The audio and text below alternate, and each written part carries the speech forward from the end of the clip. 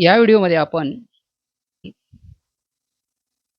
Homophones 10वी English ग्रामरचे homophones chapter शिकणार आहोत. Homophones and होमोग्राम्स.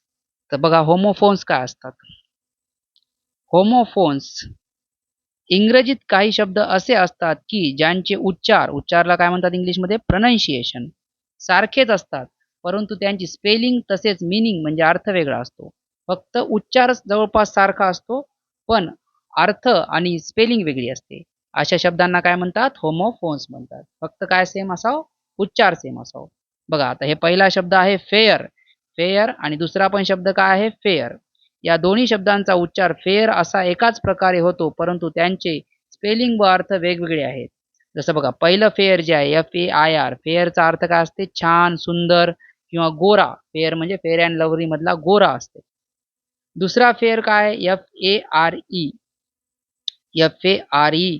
फेअरचा अर्थ असते टॅक्सी किंवा बसचं भाडं. जे सुंदरलाल मागते ना जेठालालला भाडं, त्याला फेअर म्हणतात. टॅक्सीचं फेअर म्हणजे टॅक्सीचं भाडं, जे किराया झालाय ते.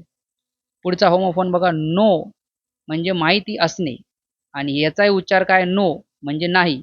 दोन्हीची बघा स्पेलिंग वेगळी आहे, अर्थ वेगळा आहे, पण उच्चार सेमच आहे नो. या दोन्ही शब्दांना उच्चार नो असाच एकाच प्रकारे होतो, परंतु त्यांचे स्पेलिंग व अर्थ वेगवेगळे आहेत. म्हणून वरील 1 व 2 मधील फेअर आणि फेअर आणि नो हे शब्द परस्परांचे काय आहेत? होमोफोन्स आहेत. हे पूर्ण लिहून घ्या एवढं. धड्याचं नाव टाकायचं आणि होमोफोन्सचं बद्दलची माहिती आणि व्याख्या लिहून घ्यायची आहे. आता पुढे बघा होमोग्राफ्स. होमोग्राफ्स कशाला म्हणतात? इंग्रजीतील काही शब्द असे असतात की त्यांचे स्पेलिंग व प्रोनाउन्सिएशन सारखेच असते. आता यावेळेस बघा स्पेलिंग पण सारखी, प्रोनाउन्सिएशन पण सारखं, पण त्यांचे काय वेगळे असतात? मीनिंग म्हणजे अर्थ वेगळे असतात. कशानुसार? वाक्यानुसार. कारण स्पेलिंग आणि उच्चार सेमच आहे, पण मग आपला अर्थ कसा कळावा, कोणता कधी वापरायचा? तर वाक्यानुसार, संदर्भानुसार म्हणजे वेगवेगळ्या वाक्यानुसार तिचा अर्थ बदलतो. अशा शब्दांना होमोग्राफ्स असे म्हणतात. उदाहरणार्थ बघा हे WATCH वॉच, त्याचा होमोग्राफ काय? WATCH watch. या दोन्ही शब्दांचे स्पेलिंग व उच्चार सारखेच आहेत, परंतु वेगवेगळ्या संदर्भात परिस्थितीत त्यांचे अर्थ वेगवेगळे असतात. जसं बघा पहिल्यांदा वॉचचा काही ठिकाणी अर्थ काय होतो? लक्ष द्या. वॉच मी म्हणजे माझ्यावर लक्ष द्या. आणि दुसरा अर्थ काय होतो? वॉच म्हणजे घड्याळ. हातात जे मनगटावर घड्याळ घड्याळ घालतात त्याला पण वॉच म्हणतात. आणि वॉच म्हणजे लक्ष देणे, पाहणे, त्याला पण वॉच म्हणतात. जसं पहिलं वाक्य बघा, watch his actions carefully. Watch म्हणजे पहा, हिज ॲक्शन्स म्हणजे त्याच्या कृती, केअरफुली म्हणजे काळजीपूर्वक. इथं घड्याळ अर्थ नाहीये.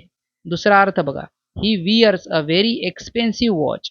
ही म्हणजे तो, वियर्स म्हणजे घालतो, व्हेरी एक्सपेन्सिव्ह म्हणजे खूप महाग, वॉच म्हणजे घड्याळ, तो खूप महाग घड्याळ घालतो. दुसरे अजून बघूत होमोग्राफ्स.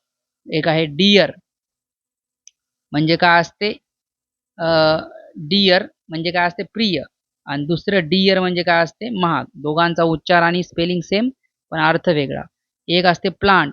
प्लांट म्हणजे रोप किंवा रोपटे. आणि दुसरं काय असते? प्लांट म्हणजे कारखाना, की साखर कारखाना त्याचा प्लांट आहे म्हणतात मोठा.